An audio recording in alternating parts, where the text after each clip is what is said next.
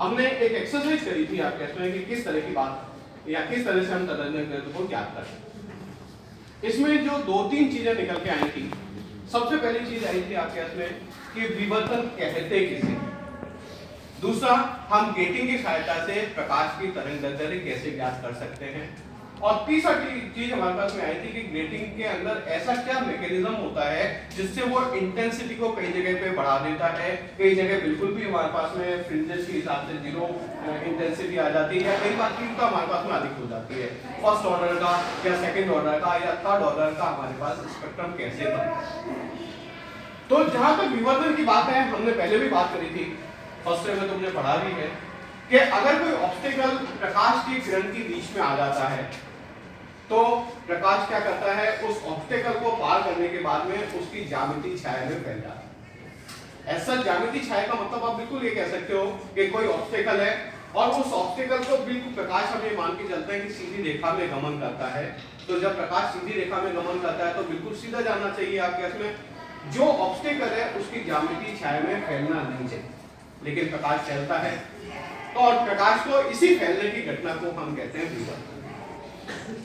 सामान्यतः विवर्तन को हम दो पार्ट के अंदर डिवाइड करते हैं, दो तरीके के अपन विवर्तन को क्लासिफाई करते हैं। एक को हम कहते हैं फ्रेनेल विवर्तन, एक को हम कहते हैं फ्राउनहोफर विवर्तन। फ्रेनेल विवर्तन के अंदर जो सोर्स होता है, जो ऑब्स्टेकल होता है और जो हमारे पास में स्क्रीन होता है जहां पर कि हम विवर्तन का अध्ययन करेंगे, ये बिल्कुल फाइनाइट दूरी के ऊपर होते हैं, बिल्कुल निश्चित दूरी के ऊपर होते हैं। लेकिन फ्राउनहोफर के अंदर सोर्स और जो ऑब्स्टेकल और जो हमारे पास में पर्दा है जहां विवर्तन का अध्ययन करेंगे वो इनफाइनाइट दूरी के ऊपर है। लेकिन चूंकि हमारे पास में इनफाइनाइट से सोर्स को कलेक्ट करने का कोई भी तरीका नहीं है, तो हम क्या करते हैं, उत्तल लेंस को काम में लेके आते हैं। उत्तल लेंस की खास बात ये होती है कि अगर उसकी फोकल पॉइंट के ऊपर आपने किसी सोर्स को रख दिया तो वहां से आने वाली जितनी भी किरणें होंगी वो सारी मुख्य अक्ष के समानांतर हो जाएंगी अपवर्तन के पश्चात। और यही चीज वापस हम फोकल पॉइंट के ऊपर कर लेते हैं, आपके इसमें कलेक्ट कर लेते हैं आपके इसमें। तो दो फोकल पॉइंट को अपन काम में, दो फोकल लेंस जो हमारे पास दो उत्तल लेंस है उसको हम काम में लाने के बाद में जो किरणें हैं उनको मुख्य अक्ष के समानांतर कर देते हैं और एक पर्टिकुलर जगह के ऊपर फोकस करते हैं। ये होता है फ्राउनहोफर विवर्तन। लेकिन जो हम विवर्तन गेटिंग के सहायता से काम करेंगे आपके इसमें, तो वो जो विवर्तन गेटिंग है वो एक एग्जांपल है कि हमारे पास में अगर कई सारी समानांतर स्लिट एक साथ काम कर रही हैं, स्लिट का मतलब यहाँ पे ऑब्स्टेकल का भी पोर्शन आप देख सकते हो कि एक स्लिट है, दो स्लिट है, तीन स्लिट है, लेकिन अगर हमारे पास में कई सारी स्लिट है तो उससे हम विवर्तन प्रभाव का अध्ययन करते हैं ग्रेटिंग की लाइन। सबसे पहले हम ग्रेटिंग की बात करेंगे, ग्रेटिंग क्या चीज होता है। आमतौर पर ग्रेटिंग के बारे में ये चीज अपन कह सकते हैं, ग्रेटिंग कांच की एक प्लेट के ऊपर हम सोने की नोक से हम पतली पतली बारीक रेखाएं खींचते हैं। तो जो बारीक बारीक रेखाएं आपके हाथ में आती हैं, तो आप इसको इस ढंग से कह सकते हो कि जहां पर भी लाइन खींची गई है वो लाइन तो अपने पास में क्या हो जाता है, एक तरह से खुरदुरी सतह हो जाती है जहां से कि प्रकाश परावर्तित या अपवर्तित नहीं हो सकता। लेकिन जो सतह इन दो खुरदुरी सतहों के बीच में होती है वो एक ऐसी सतह होती है जहां से प्रकाश अपवर्तित हो सकता है। तो सामान्यतः हम ये मान के चलते हैं कि हमारे पास में जो स्लिट बन रही हैं एक दूसरे के समानांतर बन रही हैं, और जब एक दूसरे के समानांतर स्लिट बन रही हैं तो उन स्लिट से प्रकाश अपवर्तन के पश्चात, विवर्तन के पश्चात किस तरह से बिहेवियर करेगा वो हम ग्रेटिंग की सहायता से अध्ययन करेंगे।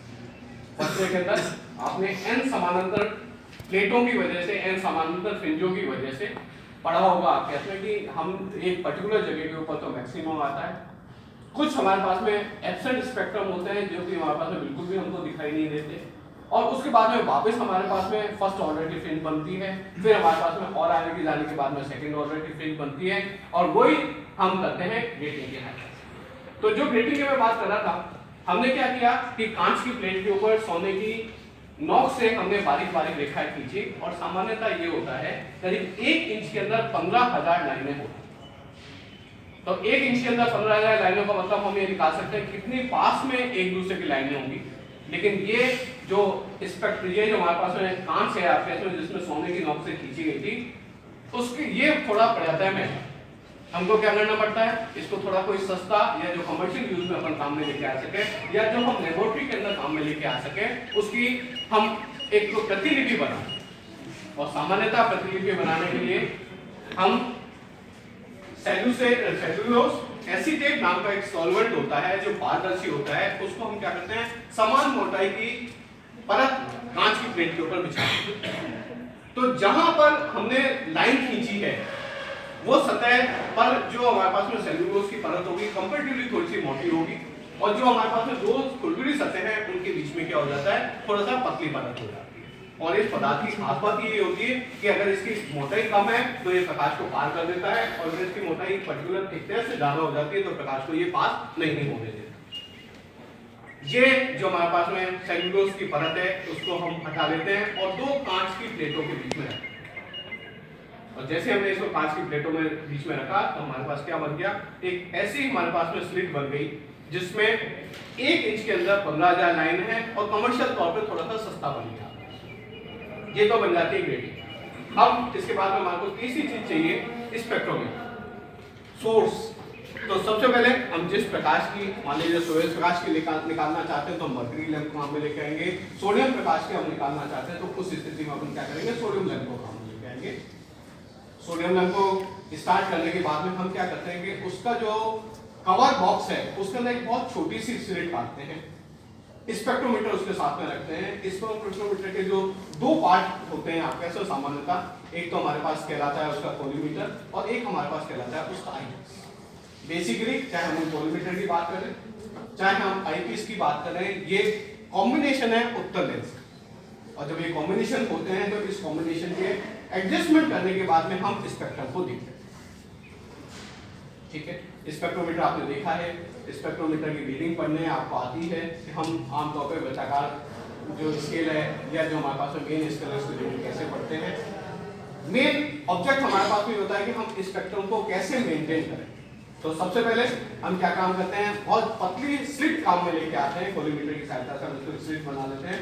सोडियम प्रकाश आता है और वो सीधा का सीधा आपतित होता है ग्रेटिंग के ऊपर। कोशिश ये करते हैं कि अपन 90 डिग्री के ऊपर आपतित हो।